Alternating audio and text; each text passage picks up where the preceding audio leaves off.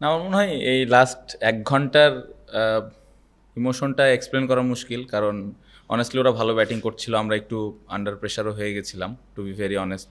But একটা জিনিস আমি বলবো যে আগের টেস্ট ম্যাচগুলোর থেকে আস্তে আস্তে এখন ওই ইমোশনটাকে কন্ট্রোল করা, প্যানিক না করা, এই জিনিসটা একটু বেটার হয়েছে আমি বলবো।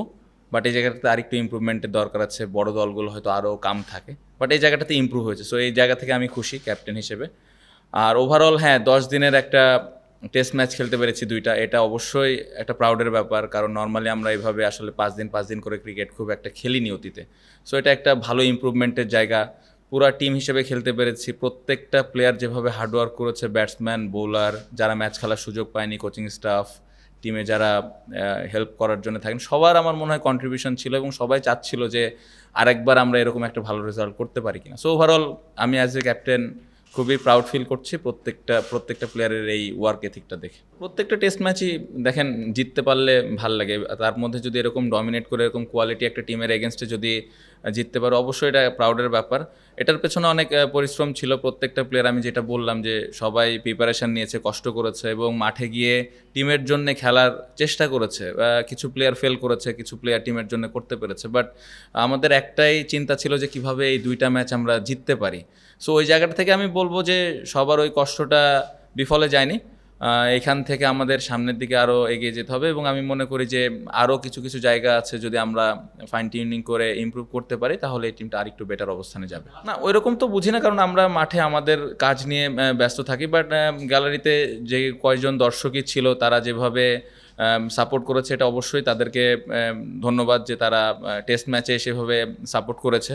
এবং একটা সময় আজকে দেখছিলাম যে যখন উইকেট পড়ছিল না, গ্যালারি থেকে ওই সাপোর্টটা আমরা পাচ্ছিলাম, যে কয়জন মানুষই ছিল। সো এটা একটা নতুন জিনিস, আমি বলবো যে টেস্ট ক্রিকেটে দর্শকরা কম বেশি যাই আসছে, তারা ওই খেলার মোমেন্টামটা বুঝতে পেরে আমাদেরকে ওই সাপোর্টটা দিয়েছে। সো তাদেরকে একটা থ্যাঙ্কস দেওয়া, তারা একটা থ্যাঙ্কস প্রাপ্য।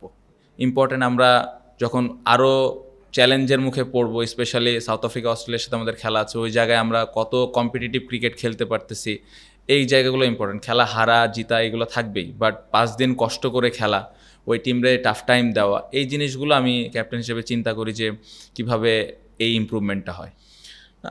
ইমপ্রুভমেন্টের জায়গায় যদি বলেন, আপনি দেখেন বোলারদেরকে নিয়ে অনেক ভালো কথা হচ্ছে, স্পেশালি পেস বোলাররা দারুণ বোলিং করেছে। স্পিনাররা তো আমাদের সবসময় বল করে, কিন্তু তারপরেও যদি আপনি খুব কাছ থেকে দেখেন, আমরা নতুন বলে আরেকটু বেটার বোলিং করতে পারি, আমরা অনেক রান লিক করে ফেলি sometimes, most of the time. So এই জায়গাটাতে যদি আমরা আরেকটু শুরু থেকেই অপোনেন্টকে আরেকটু টাফ টাইম দিতে পারি, তাহলে টিমের জন্য ভালো হবে।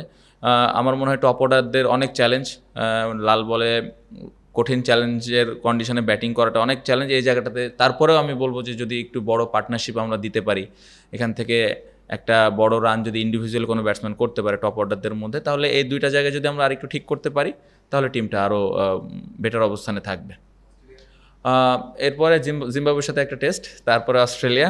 আমার মনে হয় যে চ্যালেঞ্জটা অনেক কঠিন থাকবে। একটু আগে যেটা বললাম যে আমরা যেই টিমের সাথেই খেলি, 4 দিন 5 দিন একটা টাফ টাইম যেন আমরা দিতে পারি, ওই কঠিন সময়টা যেন দিতে পারি, তাহলে আমার মনে হয় ইমপ্রুভটা হবে। ফার্স্ট টেস্টের ডিক্লারেশন, এটা একটা অনেক বড় জিনিস ছিল আমার কাছে মনে হয়েছে। ওই সময় আমরা ওই ডিসিশনটা নিয়েছিলাম, এটা ভবিষ্যতে আমাদেরকে খুব, মানে আমি বলবো যে হেল্প করবে। এবং টসের যে বিষয়টা ছিল, টস হারার পরেও কঠিন সিচুয়েশনেও যে ভালো ব্যাটিং করে দলকে ভালো অবস্থানে নিয়ে যাওয়া যায়, এই দুইটা জিনিস আমার মনে হয় যে আমাদেরকে সামনে অনেক হেল্প করবে। এই সিরিজে আমি বলবো তাইজুল ভাই, শরীফুল, তাসকিন ভাই, ইভেন রানা 27 বল খেলেছে প্রথম টেস্টে একটা ইনিংসে। So huge improvement.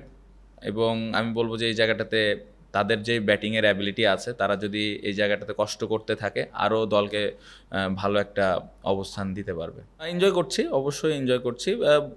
এই প্লেয়ারগুলোর সাথে অনেক লম্বা সময় ধরে একসাথে আছি, খেলি, ডোমেস্টিকে খেলা হয়, বিপিএল, বিসিএল, এনসিএল, অনেক জায়গাতেই খেলা হয়। একজন আরেকজনের চিন্তা ভাবনা সম্পর্কে জানি। সো কাকে কোন সময় ইউটিলাইজ করলে টিমের বেনিফিট হবে, ওই সম্পর্কে একটা ভালো ধারণা আছে। পাশাপাশি টিমের তো একটা প্ল্যান থাকে কখন কে বল করবে। সো এই বিষয়গুলো নিয়ে আমি খুবই ক্লিয়ার থাকি, এবং আমি চেষ্টা করি যে ওই অনুযায়ী ইউটিলাইজ করার। বাট কাজটা আসলে বোলাররাই করে, আমি জাস্ট বলটা হাতে তুলে দিই, ক্রেডিটটা আমার মনে হয় বোলারদেরই। আমার মনে হয় যে আমি মানে খুবই লাকি যে মুশফিক ভাই মাঠে আছেন। অবশ্যই এখানে আরও লিটন আছে, মিরাজ আছে, মমিনুল ভাই আছে, বাট এইরকম কঠিন সময়ে আমি একটু ডিসকাস করতে পছন্দ করি। এবং সব থেকে ভালো লাগার বিষয় হলো যে 4-5টা নাম আমি বললাম, সবাই খুব নিজে থেকে এসে ওই ফিডব্যাকগুলো দেয় আসলে টিমের জন্য করলে কি ভালো হবে। কারণ আমি খুবই ওপেন, আমি শুনতে পছন্দ করি, কারণ এই টিমে যেই 15-20 জন যারাই খেলে এই সেট আপের মধ্যে সবাই টিমের কথা চিন্তা করে, সবাই খুবই ভালো টিমের জন্য যেটা বেটার হয় ওই ডিসিশনগুলো দেওয়ার চেষ্টা করে। সো আমি এদিক থেকে বলবো খুবই লাকি যে মুশফিক ভাই, লিটন, মমিনুল ভাই, মিরাজ সবাই আমাকে ওই হেল্পটা করেন। এরকম আর স্পেশালি এরকম কঠিন সময়ে ডিসিশন নিতে অনেক সময় কঠিন হয়, তো আশেপাশে থেকে এরকম হেল্প পেলে তো অবশ্যই এটা বাড়তি একটা পাওয়া। খুব ইম্পর্টেন্ট কোশ্চেন, আশা করতেছিলাম যে এই প্রথম দিনের কোশ্চেনটা কেউ করবে। আমার মনে হয় লিটন আউটস্ট্যান্ডিং, মানে এটা আসলে টিমের জন্য খেলা আসলে যাকে বলে, আমি বলবো যে ওর ওয়ান অফ দ্য বেস্ট 100 আমি মনে করি। ক্রেডিট তাইজুল ভাই, তাসকিন, শরীফুল রানা তাদেরকে অবশ্যই দিতে হবে, বাট ওই জায়গায় লিটন ভাই যেভাবে রেসপন্সিবিলিটিসটা নিয়ে ব্যাটিং করেছে, এটাই আসলে একটা বড় টিম হওয়ার লক্ষ্যে যে যাচ্ছে এটা বোঝা যায় আসলে। এবং ড্রেসিং রুমে ওই বিশ্বাসটা সবার ছিল যে এখান থেকে তাইজুল ভাই একটা সাপোর্ট দিবে এবং লিটন রান করতে থাকবে, এবং লিটনও মাঠ থেকে মেসেজ পাঠিয়েছিল একবার আমার কাছে যে আসলে কি কোন অ্যাপ্রোচে খেলবে। সো খুব ভালো একটা কমিউনিকেশন হচ্ছিল, এবং আমি বলবো যে এই টেস্ট ম্যাচে এই যে আমরা ম্যাচটা জিতলাম, আমি বলবো যে সব থেকে বড় ক্রেডিট আমার মনে হয় লিটনের ওই সময়কার ব্যাটিং, আদারওয়াইজ আমরা ওই ফার্স্ট ইনিংসে অনেক পেছনে পড়ে যেতাম।